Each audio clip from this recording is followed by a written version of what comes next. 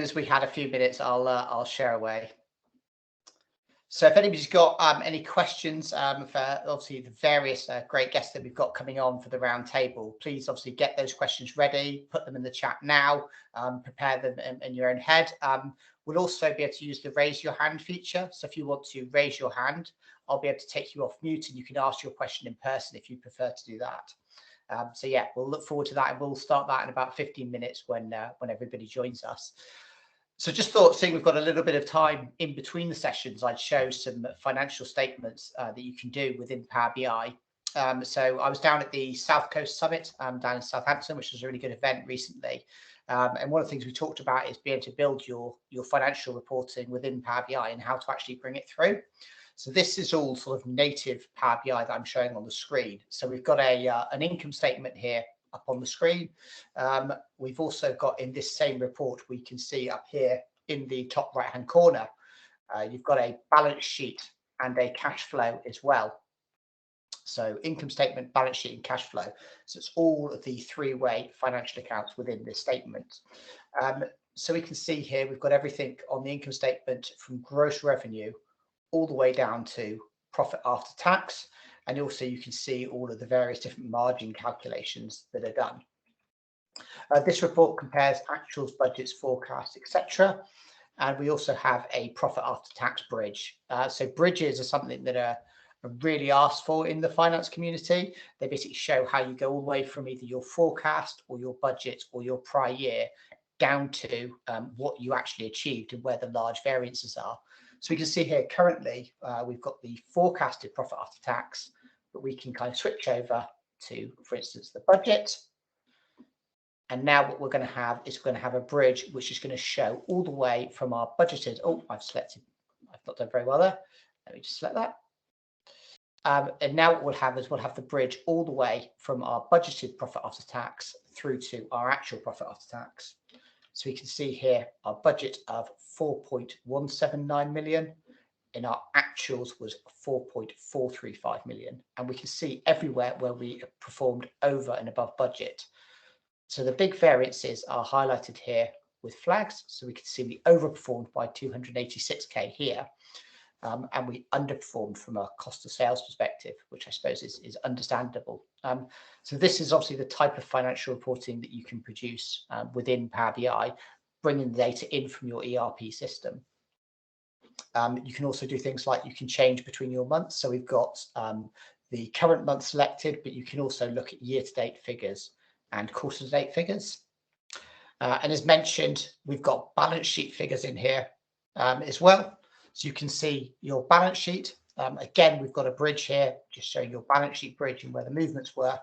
And you can see that your balance sheet balances because you've got your assets total all the way through to your total equities and liabilities.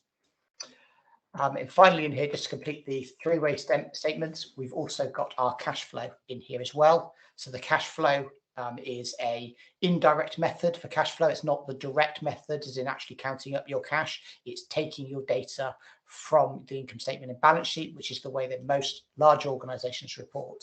And you can see that it tallies up because we have our cash movement from our balance sheet, and we can tally that to our actual cash flows that we're recording from our operating activities, investing activities, and financing activities.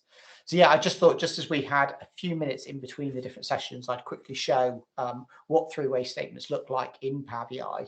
I don't know if anybody's got any questions on that, and obviously I'm more than happy to answer anything and show you more if you've got any questions. So I'll just have a quick look at the chat and see if Natalia and Christine have joined us. Okay.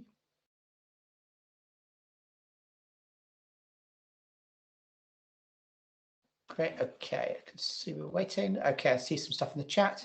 What is the data source for this? So the data source for this is just coming from Excel. So this is manual because I've had to manipulate the data. Obviously, though, within Power BI, you could bring through the data from any various different source. So you could connect to Dynamics, you could connect to SQL, etc., and bring it through. So yes, I'm using Excel here because I didn't want to show actually any real data but you can use a whole variety of different data sources.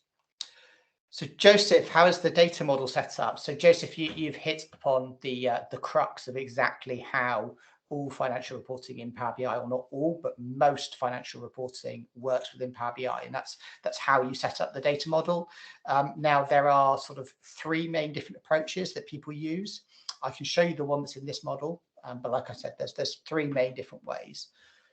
If I just go down here on the left-hand side to the data modeling tab, and I'm just going to look at the actuals for now.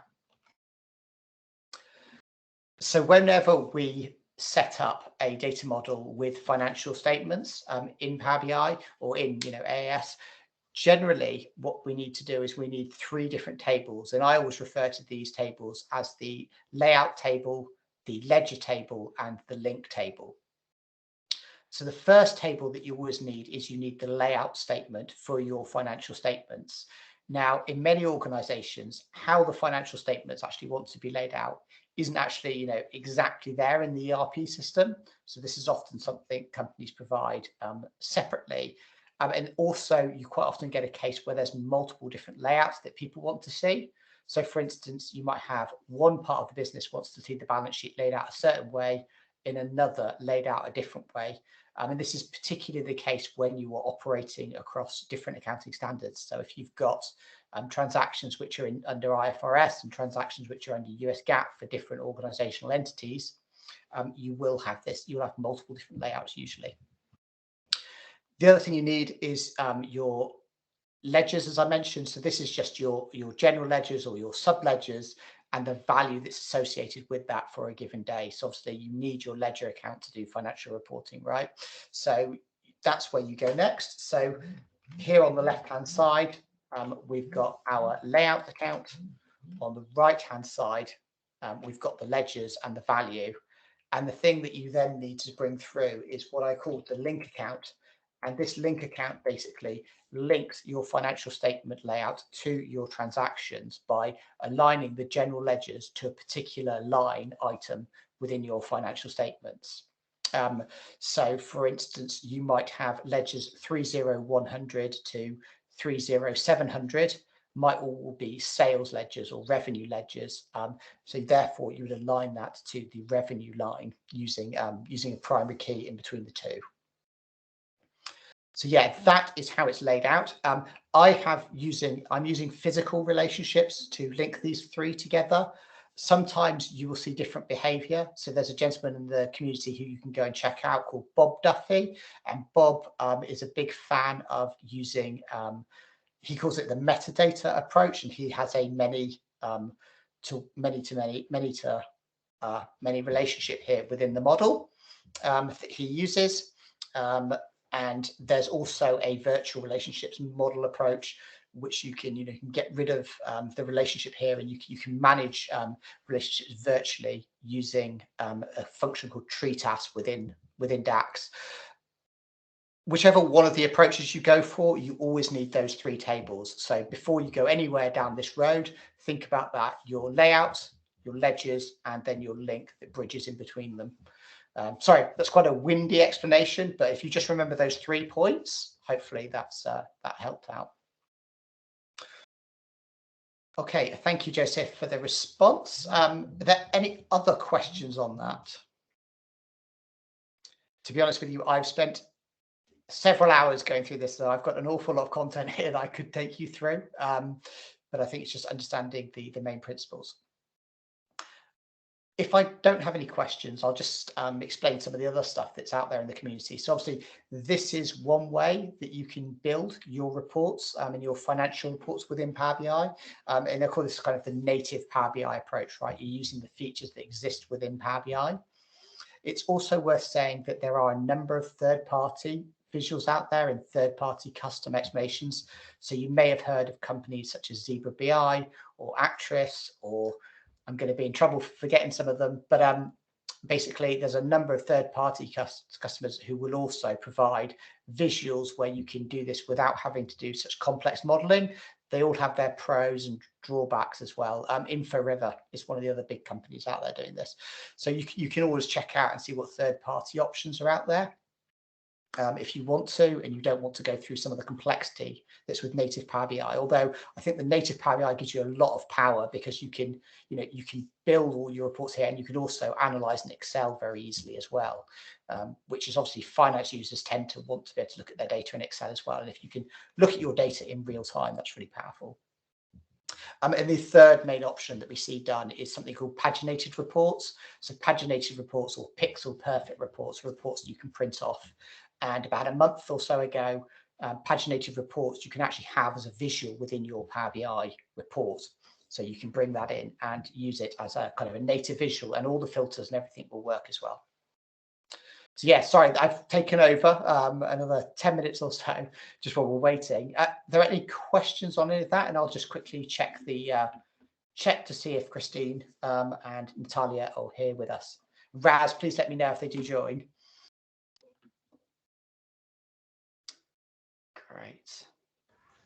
Hello. Okay, so no more questions, it looks like. There's a great question by Answer asking, how is the data model set up? Awesome explanation, thanks. So just some questions on the data sources for this report. Yeah, hopefully I think I answered those, hopefully in enough detail, but please write in the chat if you want more of an explanation. I think while we're just waiting, I can potentially show you a couple of other things which I think are quite cool as well. So let me see. Let me just check. I've got nothing up here. So for those that are not aware, in the next 5 minutes, we will begin a Q&A. Some of the questions that you all submitted about financial services, which Chris, Christine and Natalia will be addressing alongside some of the other Microsoft MVPs.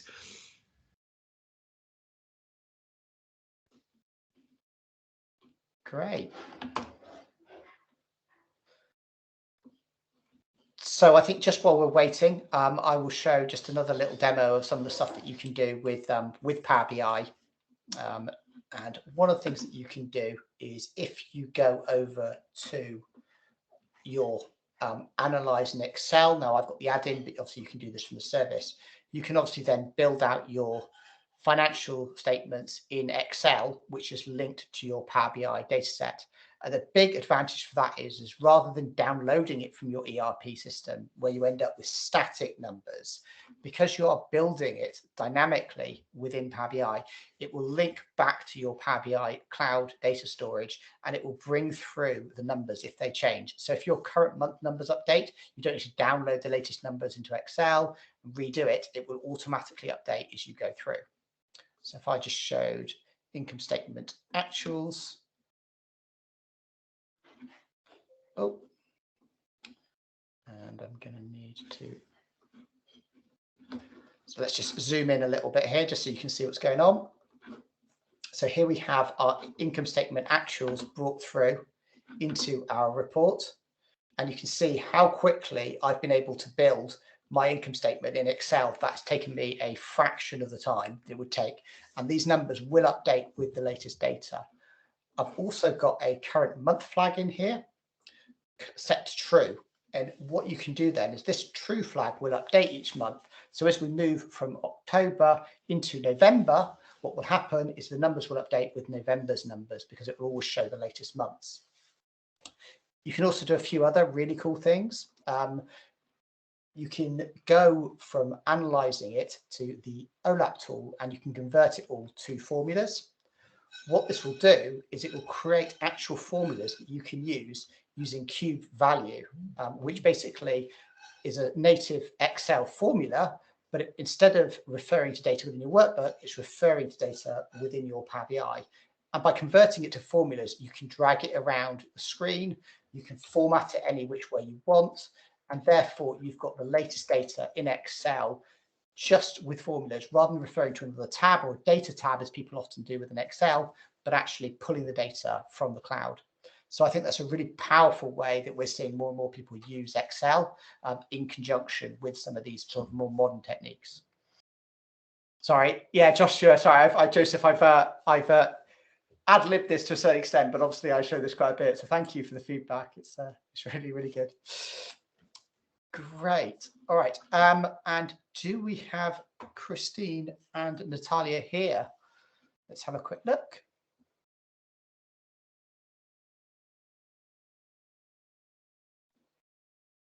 Okay, not quite on yet. Okay, so obviously I've just showed just a couple of the different features of Power BI and Excel with it in order to get the latest financial data. Are there any other questions at all just before we kick off with the formal Q&A?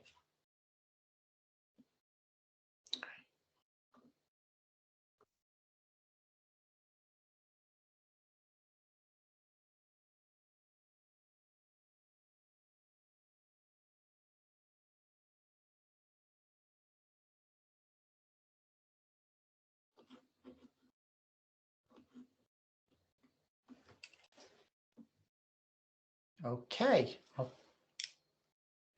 just waiting, and we will kick off formally.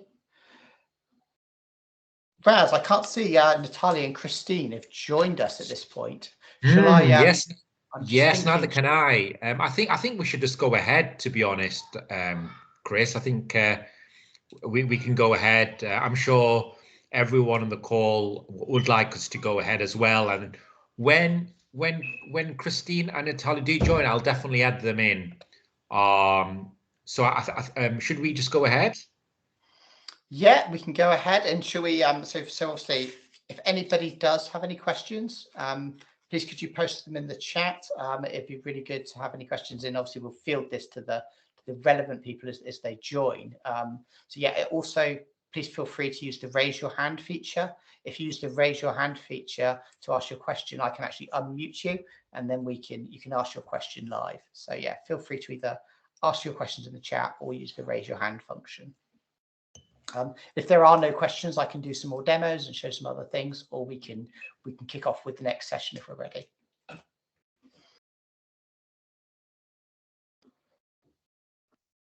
So I'll just give you all a minute just to type anything you've got or raise your hands.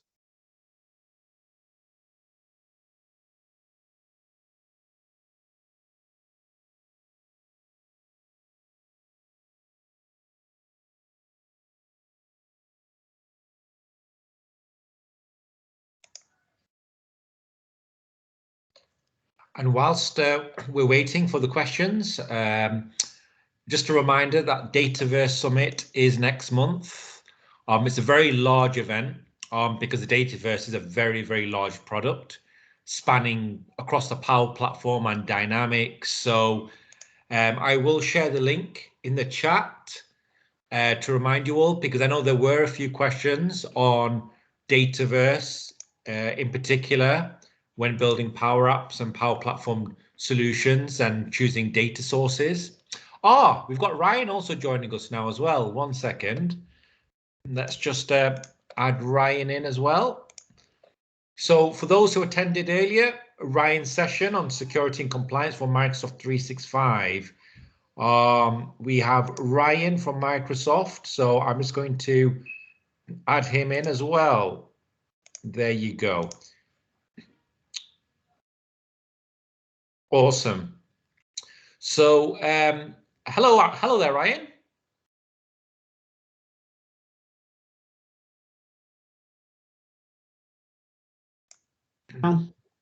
Hiya, Ryan. Fantastic. So for those who attended earlier, you attended Ryan's session on supply to governance, which I thought was really, really good, because you really just got to the nooks and crannies of how to actually implement it. So we are just waiting for questions. So if there's any questions on security, compliance for financial services, now's a great opportunity to ask, as we've got Ryan with us right now. Ryan, do you want to give like a short kind of overview, just mentioning to the audience who may have just missed your session earlier on the things that you the tool sets that are available, because I think a lot of people aren't aware of those tool sets that are available at Microsoft 365 that they can use. Yeah, absolutely. So, you know, within, do you want me to share my screen, Rose? You can do. You don't have to, but you're welcome to. Yeah, I'll just give a quick overview just in case anybody wants to join in the meantime. I'll come off if anyone other from Microsoft joins. Let me have a look here. So,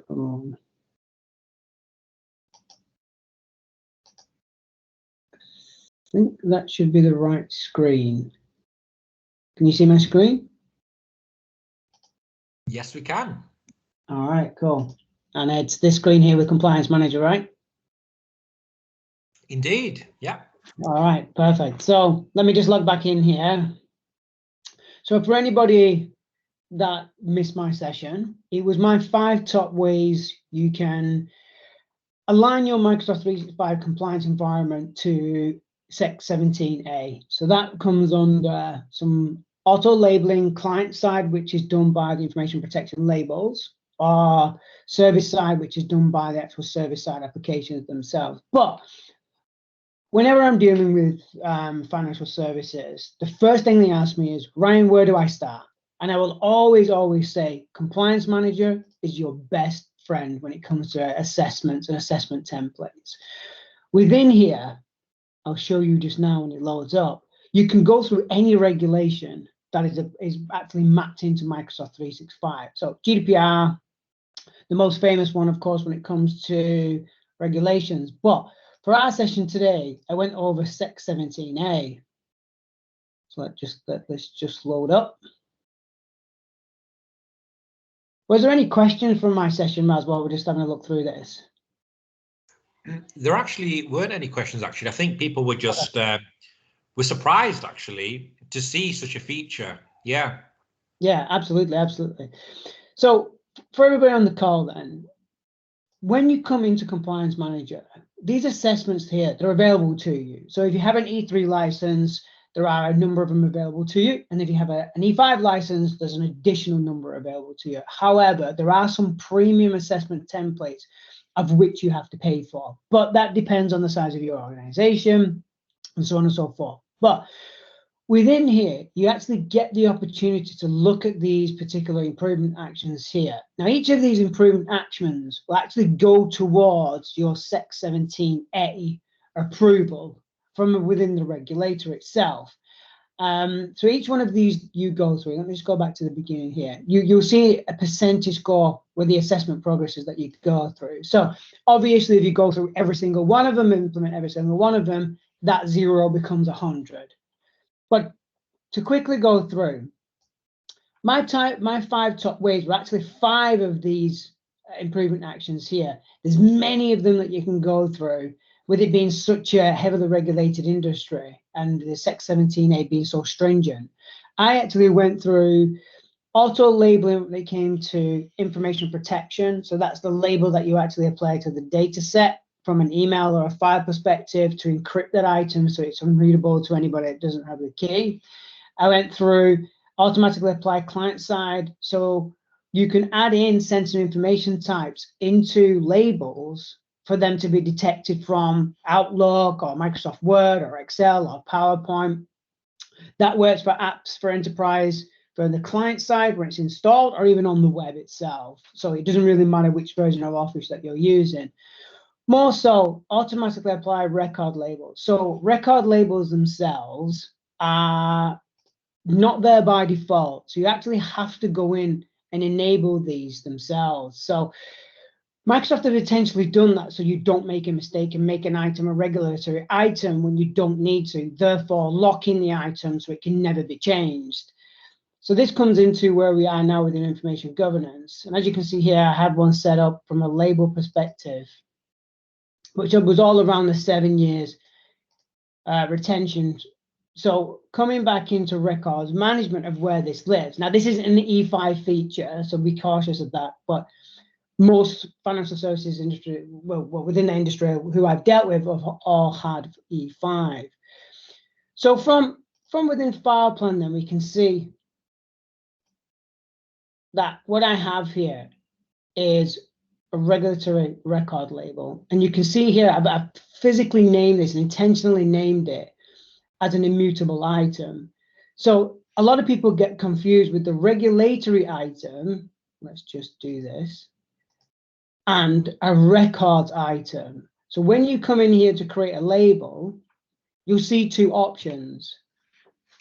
So let's just go through this quickly. Obviously, this file planning, I think is fantastic because you can actually have references and business function departments, categories, authority types, provisions and citations. You can map that naming convention out for that particular label itself. But when you come in here and you can see here, you have mark item as a record. Now this exists, but this one here doesn't exist. You actually need a PowerShell command, as I mentioned before, to actually get that to work. That is in my video. If you have the chance, if Raz can share it, or you can go on my website, which is msftcompliance.com. I will actually be posting a video from today on there, so feel free to go and have a look at that. So once this is on, then you can see here it brings up a warning, and that warning is there for your benefit. That's actually letting you know that once you do this and you apply it to an item, it cannot be changed. However, if you are in a position where you just need to mark an item as a record, this gives you the ability to unlock that item, amend that item, you can up-version that item, you can remove data from that item, and then you can lock it again. That's the difference between the two. And a lot of people get confused by adding a record, thinking they're getting an immutability item, which they're not. And I'll just go through one last thing here, Raz, just while we're through. Has there anybody else managed to join you? No, not yet, no. Okay, no worries. All right. And one of the last things I wanted to show you here is preservation lock. So preservation lock, again, is not there by default. You actually have to go into PowerShell to enable this, and you need this on. If you want to abide by the SEC 17A ruling, the regulatory ruling, you have to have this on, because that provides immutability not only to the document with the regulatory record, but also from the actual policy perspective as well. So nobody can change the policy, nobody can be taken out of the policy, and so on and so forth. That is there for that sake. So nobody can basically go in as an admin, change that policy, take themselves out, make an amendment to whatever document, and then add themselves back in as if nothing ever happened, but then actually taking that data with them or removing any investigation or case against them whilst doing that. So yeah, do you want me to carry on, Raz, or do you want? I think we can give you another 5 minutes, Ryan. Yeah, thanks. All right, cool. So let's have a look at information protection then, and auto labeling service side, because I think this is a fantastic introduction from Microsoft. So service side auto labeling then, as it states here, you can actually run this in simulation mode. Now I like this for two reasons. The fact that you can do a data discovery, which is a simulation mode. So you as a financial organization, if you've had data in the cloud for X amount of time or X amount of years, and you want to understand where all your financial services documents are, you can actually build out a policy here like I have to go and look in those locations of Exchange, SharePoint, and OneDrive for that data. So you can understand, well, why does such and such a person have financial information, private financial information, or even information that's been labeled with a sensitivity label as highly classified on the OneDrive account? That should be in the right repository, which is SharePoint, and in the relevant SharePoint side. But I'll just quickly show you through this policy here. So within here, you just need, the basic settings of just adding a name and a description. Now, one thing to be sure of here is that Exchange itself will only look for data when it's being sent. So the email actually has to be in transit at that point before the auto labeling service side will detect it. It does not today do Exchange data at rest. Microsoft are working on that in the background, so that's in development at the moment. But of course, SharePoint sites and OneDrive sites, that's clearly just data at rest, but Exchange is data in transit. So to build this out then, as you can see, you just need to create a new rule, okay? And then within here, you add in the default Microsoft sensitive information type. Or if your organization has built out specific sensitive information types for the financial purposes of that business, whether it be a loan company, a bank, international bank, whatever, you can build your own custom ones and you can add those in here as well. These here are all built from regex, so it's very fine out what it actually matches from a data perspective. So if I, as a user, have credit card numbers in a document that is saved on OneDrive or saved in SharePoint, or I've just emailed out, this will pick that up. This will give me the insight to what is happening with that data. That then allows you an additional step. Now, that additional step is when you come through the actual 3 locations, as I shown here, is the label that you want to apply. Now, this is obviously just a standard sensitive information label, sorry, sensitivity label, I beg your pardon. And that label has been built for encryption.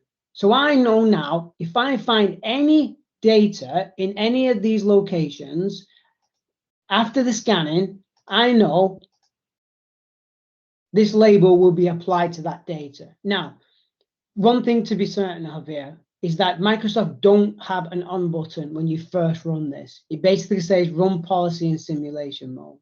Okay, so if I run this now, it will go off in the background and search those 3 locations, those 3 workloads, if you like, for any data that I've added into there. So all of these, the service side will be scanning all of my environment now for anything that resembles these sensitive information types.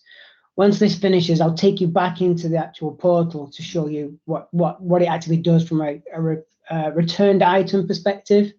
But this can take a while, a couple of minutes. Luckily enough, we're here. So let's just give it a second. All right, perfect. So I'll just show this, Rad, and I'll give the mic back to you. So we don't have any matching items on this one, but I definitely have some on the next one, on this one itself. So let's just for the moment pretend this is my financial services one. So when you come in here, you can actually see that Microsoft now gives you the ability to turn this on because it's done that initial scan, okay? And it's actually brought items back. Now in your environment, obviously in a large organization like a financial services company, you would have hundreds and hundreds of these returned items here, okay? And you can just click on them, you can see what's in them, you can interact with them, you can do matching. So if you know what that item has brought back isn't true, you can unmatch it. If you know there's items in there that's not quite got right, you can match it. So it's all about fine-tuning this policy here. Once you have it down, once you're happy with it from an organization perspective, go ahead and turn it on. Once you turn it on, do remember the label that you apply into the policy will go ahead and start to label that data. If that label has encryption on, be sure you want that encryption on. Be sure you want that label on, and be sure the policy is giving you exactly what you're looking for. Sorry, Raz, I hope that helps. I went over a couple more minutes there. Well, thank you, Ryan. So Ryan, thank you very much for obviously doing a very accelerated version, but I didn't want the attendees to miss out on this very, very useful information. So does anybody have any questions on this? I think the only question we have is from Swanand, who's asking about use cases for Power Apps to replace traditional complex clients. And I'm happy to have this discussion now, actually. I'd also like to invite, so Chris, we've got Chris, who's obviously a Microsoft MVP. We've got Ryan, who actually works for Microsoft 365 compliance. We've also got Narayan and Whale. Okay, so both Narayan and Whale work for very large financial institutions. Obviously, we're not going to mention which institutions they are, but they're very, very large household names. What we will do is actually have an open discussion, because it seems though you do have a very pressing question, and we're more than happy to kind of discuss it and share our thoughts and opinions. So without further ado, if Narayan, if you could unmute yourself as well as Whale. And then I'm happy to kind of lead on that discussion, and Chris and Ryan, feel free to interject as you please. Are you there, Ryan? Whale? Can you hear me? Hi, Raz. Thank you for the introduction. Can you hear me okay? Fantastic. So we have Narayan. Hello. And so, hello, can you hear us, Narayan? It's I fine. can. Hi. So we've got Narayan and Whale online. Excellent. So we've got, so the question is, and I guess it's an open discussion, but it's an important one because it seems to be a common one that's reoccurred throughout the sessions, which is Power Apps good to replace traditional, complex, thick client apps? Want to know when not to use Power Apps. Okay, so before we say when not to use Power Apps, let's discuss when's a great opportunity to use Power Apps, right? So, and again, there's different flavors as well of Power Apps, Swanand. So it's also important to know, well, which type of Power Apps is actually ideal to use in which circumstance, and that's where the discussion becomes complex. So again, I'm just going back to my earlier answer, is that it always depends on what is the requirement, because the requirement will tell us the throughput, the user interaction, the data requirements, real-time asynchronous, the number of users, the bottlenecks. When designing applications, these things are still things that you need to consider, right? Just because when you're developing a software from scratch, you would have to consider those factors. That doesn't change. With Power Apps, you still have to consider all those variables before making a decision. But the good thing is what you find typically is that you have Canvas apps, which obviously give you the full leverage of the user interface if you need to have very, very specific user requirements on usability when it comes to the user interface. And Canvas apps gives you more flexibility on which data source you want to choose, whether it's a SQL database, whether it's Dataverse, whether it's SharePoint, or even an Excel, right? So you have that option with Canvas apps. With model-driven apps, you have a predefined user interface. And model-driven apps, we'll be covering a lot in the Dataverse Summit. But in short, there is a predefined user interface, and it's very, very simple to build out an application based on data sets. So essentially, it's basically allowing you to build out forms on top of the data tables and render them, and providing the security model and integrations for wide array of applications and integrations to the wider ecosystem. And that's where Dynamics comes into play, because essentially that's what Dynamics 365 customer engagement apps are. Essentially, they're just model-driven apps, but with Microsoft's IP for sales, customer service, marketing, and so on and so forth. And then you have the other apps such as Power Portals and Power Virtual Agents. So again, there are other products out there. Power Apps Portals are for front-end web applications, providing external users that are not authenticated or that do not require a license to interface with your data. And it provides an authentication mechanism to allow external users to be able to update records, and essentially providing them a front-end facade to provide self-service capability. That's a really good use case, especially in the banking scenario. In fact, Christine was actually going to do a session today on that, actually, how a lot of banks are using Power Apps portals to create a interface to allow their customers and their partners or brokers to submit application information, and that goes directly into the database, and there is a shared data source where external parties and internal parties can share and work on the same application together, for example. And then you've got Power Virtual Agents as well. Power Virtual Agents is a chatbot technology, which essentially provides that self-service capability using knowledge base and AI to preempt answers from knowledge bases based on user interaction. So there's lots of different variables here, and it's a very, very large discussion and a session in itself, really. But I'd like to open up the discussion now and give Chris, Narayan, Whale an opportunity to chime in to share their thoughts as well. Absolutely, yeah. So Raz, you absolutely spotted the number of areas. So Dynamics as a SaaS platform provides a lot of functionalities.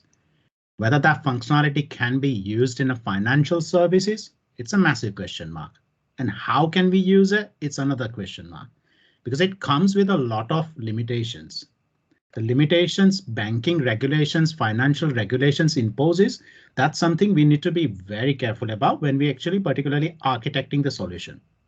So that includes compliance, regulations, data ownership, other local and global compliance, because banks nowadays, like, they are global.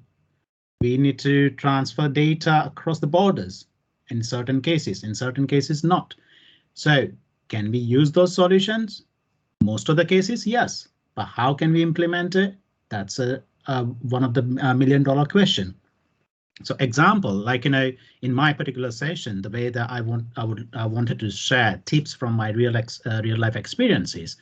So in a major plenty of high street banks, when I try to implement the solutions, or when we as a group, when we as a team try to implement the solutions, you have a lot of pressure from the different departments. First, regulatory department. Second, data.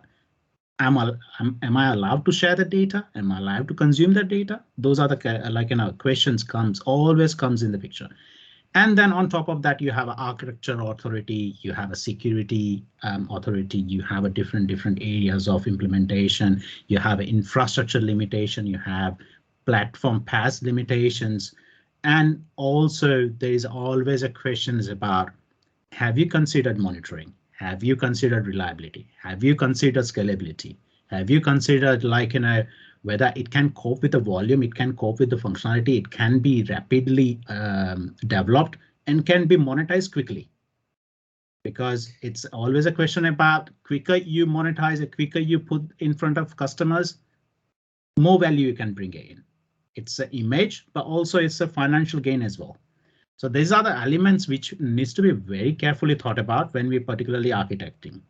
And this is where the Microsoft really helps, really helps, because the ecosystem of the Microsoft is not only the Dynamics Power Platform, but you have a massive power force from Azure. And that's something really good, like an area to be discussed in. And it's a massive jungle, to be honest. Well, do you have any comments to share?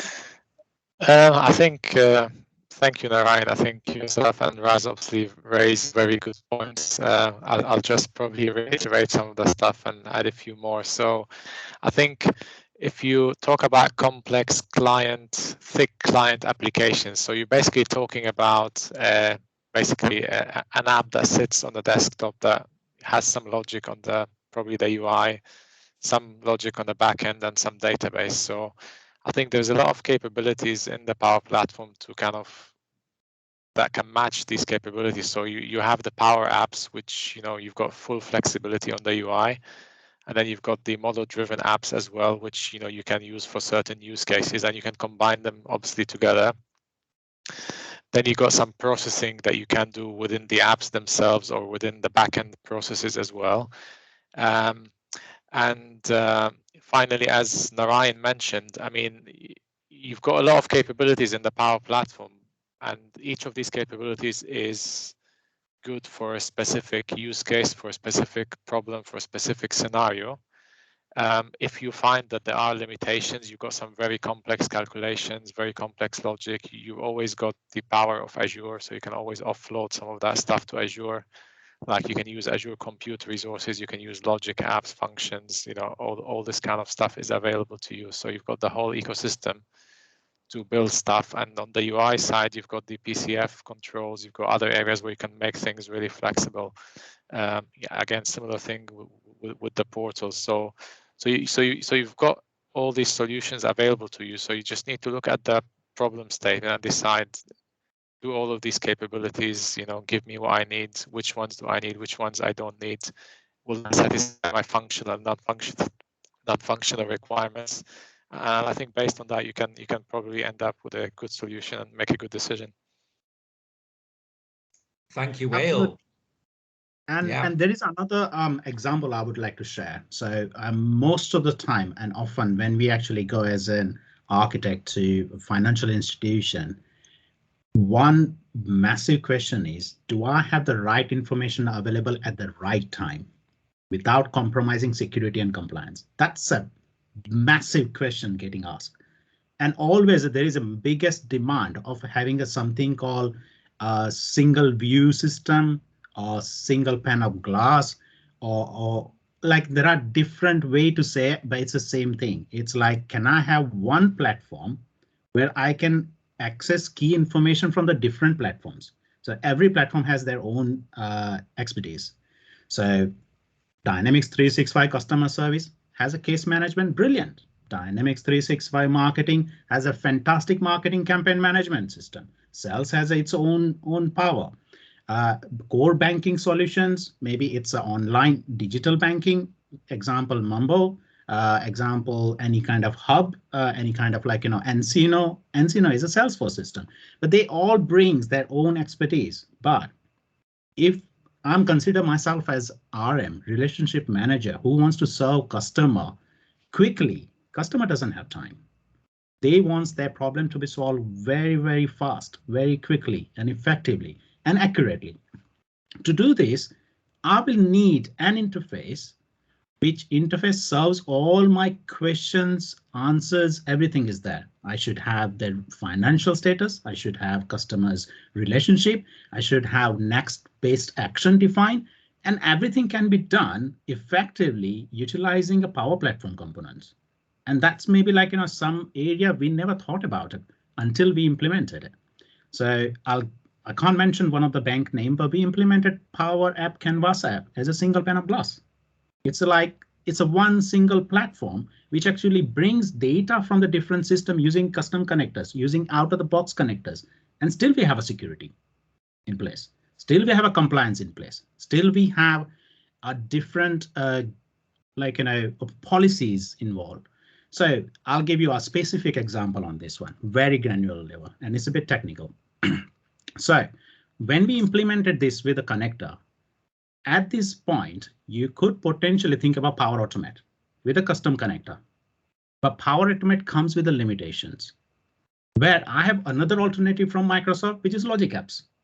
It's a part of integration platform as a service, but Logic App also comes with the benefit of ISE, integration service environment, where I can put every Logic App I have developed into one of those environment, which is specific, has its own nature. So say example, bringing core banking data. It's a one of the ISE. Another ISE I could define as a have external communication and define all a CDP, customer data platform element, bring segmentation data. So what I need to do, typically define one ISE, put all my policies against it, and ask developers to put all their Logic Apps within this ISE, which automatically enforces all the policies, security, firewall rules, everything. And it also manages. And Microsoft also has a security advisor in Azure. And also Ryan also mentioned those are the couple of compliance tools. Brilliant. It actually solves a lot of problem, and it actually monitoring makes a lot easier because it continuously advises you what you have done wrong, how you can improve it. What's your score of security? What's your score of compliance? And it's brilliant, and that's how we can solve this problem. So sometimes you need to be in a bit out of box thinking, and that solves a problem.